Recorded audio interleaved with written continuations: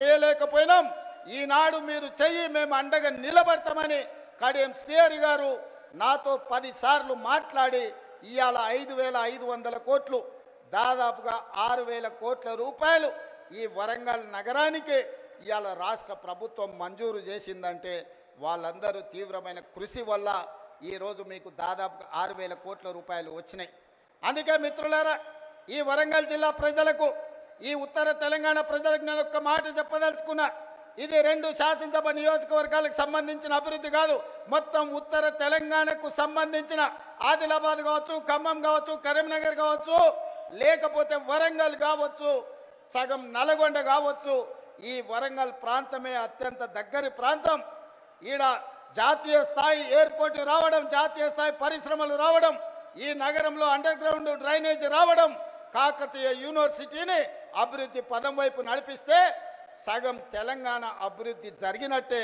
ఈ వరంగల్ అభివృద్ధి అనేది సగం తెలంగాణకు అభివృద్ధి చేసినట్టే అని భావించి ఈనాడు మా ప్రభుత్వం ఈ బాధ్యత తీసుకున్నది. ఇది పూర్తి చేసే వరకు నేను నిద్రపోను, మా అధికారులను, మా మంత్రులను నిద్రపోనియనని మీకు నేను మాట ఇస్తున్నా. ఎందుకంటే నేను నిన్న మన మహారాష్ట్ర ఎన్నికల్లో పోయినా, ఎన్నికల్లో ఎక్కడ పోయినా ఎయిర్పోర్ట్లు ఉన్నాయి. నేను ముంబై, పూణేనే అనుకున్నా, కానీ సోలాపూర్ పోయినా, నాందేడ్ పోయినా, ఎక్కడికి పోయినా ప్రతి 100-150 కిలోమీటర్లకు బస్సు డిపోలు ఉన్నట్టు మహారాష్ట్రలో ఎయిర్పోర్టులు ఉన్నాయి. మన పక్కన ఉన్న ఆంధ్రప్రదేశ్లో విజయవాడలో ఉంది, అదేవిధంగా తిరుపతిలో ఉంది, కర్నూలులో ఉంది, కడపలో ఉంది, అదేవిధంగా విశాఖపట్నంలో ఉంది, రాజమండ్రిలో ఉంది. ఆంధ్రప్రదేశ్లో కూడా ఎన్నో ఎయిర్పోర్టులు ఉన్నాయి. ఈ రకంగా ఏ రాష్ట్రం తీసుకున్నా 5, 6, 10 ఎయిర్పోర్టులు ఉంటే తెలంగాణ రాష్ట్రంలో ఒకే ఒక్క ఎయిర్పోర్టు, అది హైదరాబాద్ నగరంలో ఉంది. అందుకే నేను అడుగుతున్నా, ఈ వేదిక మీద నుంచి కేంద్ర ప్రభుత్వాన్ని, ఇక్కడికి వచ్చిన మా తెలంగాణ ప్రజల్ని, మనకెందుకు ఉండకూడదు? హైదరాబాదే కాదు, వరంగల్లో, కొత్తగూడెంలో, అదేవిధంగా రామగుండంలో, ఆదిలాబాద్లో మనం కూడా 4 ఎయిర్పోర్ట్లు కట్టుకొని ప్రపంచంతో పోటీ పడి పెట్టుబడులు తెచ్చి పరిశ్రమలను ముందుకు తీసుకెళ్ళి ఈ తెలంగాణను అభివృద్ధి పదం వైపు నడిపించే బాధ్యత ఇందిరమ్మ రాజ్యంలో ప్రజా ప్రభుత్వం తీసుకుంటుందని చెప్పి నేను ఈ సందర్భంగా చెప్పదలుచుకున్నా. ఎవరైనా ఈ అభివృద్ధిలో కాళ్ళలో కట్టబెట్టాలి, మేము చేయలేదు కాబట్టి వీళ్ళు కూడా చెయ్యొద్దు అని కుట్రలు కుతంత్రాలు చేస్తే వాళ్ళు ఊచలు లెక్క పెట్టాల్సి వస్తుందని చెప్పి నేను ఈ వేదిక మీద నుంచి స్పష్టంగా చెప్పదలుచుకున్నా. మీరు కుట్రలు చేయొచ్చు, మీరు కుతంత్రాలు చేయొచ్చు, అక్రమంగా సంపాదించిన సంపద పెట్టి కిరాయి మనుషులను దేవచ్చు. ఏమి చేసినా ఓ రోజు ఎనుకో, ఓ రోజు ముందో మీరు పన్నుతున్న కుట్రల్ని గుర్తిస్తాం, అందరినీ బొక్కలో పెడతాం, ఊచలు లెక్క పెట్టిస్తా అని చెప్పి నేను ఈ వేదిక మీద నుంచి స్పష్టంగా చెప్పదలుచుకున్నా. ఇవాళ ఒక్కడొక్కడు మాట్లాడుతున్నాడు. ఒక ఆయన పెద్ద మనిషి మన వచ్చి అన్నాడు, 10 నెలలనే తెలంగాణ ప్రజలు ఏం కోల్పోయారో వాళ్ళకి తెలిసిందని. ఏం కోల్పోయినరా? మా ఆడబిడ్డలకి ఇవాళ స్వేచ్ఛ వచ్చింది 10 ఏళ్ళ తర్వాత. సంఘాలలో ముందుకు వచ్చిండ్రు. మేము ఇవాళ ఆడబిడ్డల్ని కోటీశ్వరులను చేయాలనుకున్నాం. దాదాపుగా ఈ సంవత్సరంలో 34,000 కోట్ల రూపాయలు సంఘాలకు సహకారం అందించాలని ఇవాళ మేము అనుకున్నాం.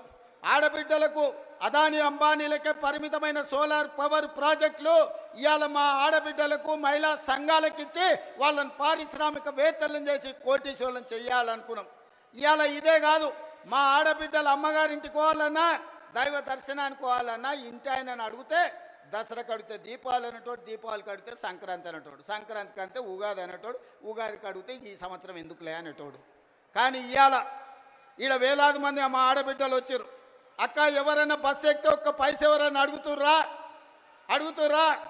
ఇవాళ ఈ తెలంగాణ రాష్ట్రంలో 1,10,00,000 మంది ఆడబిడ్డలు 3,700 కోట్ల రూపాయలు 11 నెలల మా పొన్నం ప్రభాకర్ గారి మంత్రివర్గంలో ఆడబిడ్డలకు ఉచిత బస్సు ప్రయాణానికి ఖర్చు పెట్టి ఈరోజు మా ఆడబిడ్డలు స్వేచ్ఛగా ఇంటైన పనికి వచ్చే లోప అమ్మగారింటికి పోయి అమ్మని చూసి వెనక్కి వచ్చేటంత వెసులుబాటు ఈరోజు మన ప్రభుత్వంలో వచ్చింది.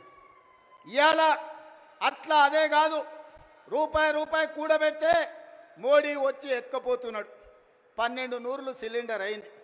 ఆయనలో సోనియమ్మ ఆడబిడ్డల కట్టెల పొయ్యి కష్టాలు, కన్నీళ్ళ పొగతో ఊపిరితిత్తుల్లో పోయి క్యాన్సర్ వచ్చి చచ్చిపోతుంటే ఆడబిడ్డలకు సిలిండర్ గ్యాస్ పోయిచ్చి 400 రూపాయలకే సోనియమ్మ సిలిండర్ ఇచ్చింది.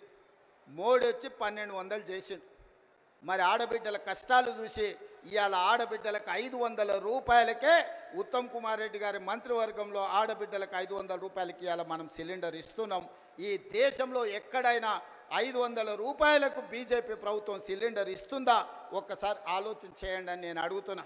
ఇదే కాదు, నేను కానీ బట్టి గారు కానీ పాదయాత్ర చేసేటప్పుడు చాలామంది పేదలు వచ్చి మీరు వ్యవసాయానికి 24 గంటల ఉచిత విద్యుత్ ఇస్తున్నారు, బాగానే ఉంది, కానీ మాకు భూమి లేదు, మేము ఇంట్లో ఫ్యాన్ వేసుకున్నా, ఫ్రిడ్జ్ పెట్టుకున్నా, టీవీ చూసినా మా కరెంటు బిల్లు పేలిపోతుంది, 2000 కట్టాల్సి వస్తుందని మా దృష్టికి తెచ్చారు. అందుకే ఆలోచన చేసినాం, సోనియమ్మ అనుమతి తీసుకున్నాం. మల్లికార్జున్ ఖర్గే గారి ఆదేశాలతోని ఇవాళ ప్రతి పేదవాడి ఇంట్లో 200 యూనిట్లు ఉచితంగా 50 లక్షల కుటుంబాలకు 200 యూనిట్లు ఉచితంగా కరెంట్ ఇస్తున్న ప్రభుత్వం ఈ దేశంలోనే తెలంగాణ రాష్ట్రంలో ఉందన్న సంగతి ఇవాళ నేను చెప్పదలుచుకున్నా. ఆ పైసలు కూడా మా ఆడబిడ్డలకు మిగులుతున్నాయి. మా అక్కలందరికీ తెలుసు, ఇంటాయన చేతిలో నగదు ఉంటే బెల్ట్ షాప్ పోతాయి, మా ఆడబిడ్డల దగ్గర నగదు ఉంటే పిల్లలు బడిపోతారు. అవునా అక్క? ముందలంతా మా వాళ్ళు కూర్చున్నారా? వెనకాల అక్కలను అడగకుండా మీరంతా అడ్డం కూర్చుంటే ఎట్లనే? ఇవాళ నగదు ఇంటాయన చేతులుంటే ఊర్లూర్లో మంచినీళ్ళు దొరికినా దొరకకపోయినా కేసీఆర్ తెలిసిన బెల్ట్ షాప్ దగ్గర పోతుంది ఆ నగదు. కానీ మన ప్రభుత్వంలో కరెంటు బిల్లులతో మిగిలిన నగదు, అదేవిధంగా సిలిండర్ల మిగిలిన నగదు, ఈరోజు సంఘాలకు నగదు జీరో వడ్డీతో ఇచ్చిన నగదు మా ఆడబిడ్డల దగ్గర ఉంటే మా ఆడబిడ్డల నగదుతోని తమ బిడ్డల్ని బడికి పంపించి ప్రయోజకుల్ని చేస్తుండ్రు. ఇవాళ వాళ్ళ చేతిలో వెసులుబాటు ఉండాలి, ఆడబిడ్డ చేతిలో పెత్తనం ఉండాలి అని ఇవాళ మేము కోరుకుంటున్నాం. కేసీఆర్ ఏమో ఆడబిడ్డలకు పెత్తనం వస్తే తాగుబోతోళ్ళు ఉండరు, తాగుబోతోళ్ళు లేకపోతే ఆయన సంఘాన్ని కోల్పోతా అని ఆయన అనుకుంటున్నాడు. ఎందుకంటే ఈ రాష్ట్రంలో తాగుబోతుల సంఘానికి ఏకగ్రీవ అధ్యక్షుడు ఎవడని ఉన్నాడా అంటే ఆయన కేసీఆర్. ఈ వేదిక మీద నిఖత్ జరీన్ ఉన్నది, ఆ అమ్మాయి బాక్సింగ్కు ఛాంపియన్. ఈషా సింగ్ ఉన్నది, ఆ అమ్మాయి స్పోర్ట్స్కు ఛాంపియన్. అదేవిధంగా దీప్తి అని వరంగల్ నుంచి పారామెడికల్లో కాంస్య పథకం తెస్తే ఈరోజు ప్రభుత్వ ఉద్యోగం ఇచ్చినాం. వాళ్ళందరూ క్రీడలకు, సానియా మిర్జా టెన్నిస్కు బ్రాండ్ అంబాసిడర్. ఇట్లా చెప్పుకుంటూ పోతే ఒక్కొక్కరు ఒక బ్రాండ్కు అంబాసిడర్లు. కానీ మన కేసీఆర్ దేనికి బ్రాండ్కి అంబాసిడర్ అయ్యా?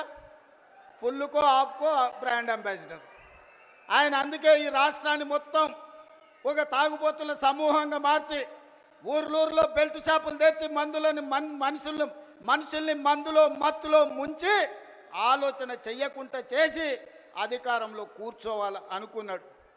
కానీ తెలివిగల తెలంగాణ ప్రజలు తేరుకున్నారు, దిమ్మ తిరిగే జవాబు ఇచ్చిండ్రు. ఇవాళ ఆయన అంటున్నాడు ఏం కోల్పోయినరో తెలిసిందని.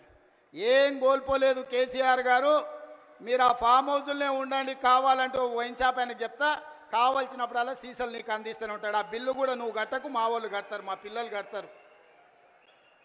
నీ ఇంట్లో 4 పదవులు కోల్పోయారు తప్ప తెలంగాణ సమాజం ఏం కోల్పోలే. నీ నౌకరి పోతే తెలంగాణ నిరుద్యోగ యువకులకు, నీ తండ్రి కొడుకుల నౌకరి ఊడగొడితే తెలంగాణ నిరుద్యోగ యువకులకు 10 నెలల 50,000 ఉద్యోగాలు ఇచ్చిన ప్రభుత్వం ఈ దేశంలో ఏదైనా ఉంది అంటే అది ఇందిరమ్మ ప్రభుత్వం. ఆ ఇందిరమ్మ ప్రభుత్వంలో 50,000 ప్రభుత్వ ఉద్యోగాలు ఇచ్చిన ఘనత నా మంత్రివర్గ సహచరులదని నేను ఈ వేదిక మీద నుంచి గర్వంగా నేను చెప్పదలుచుకున్నా.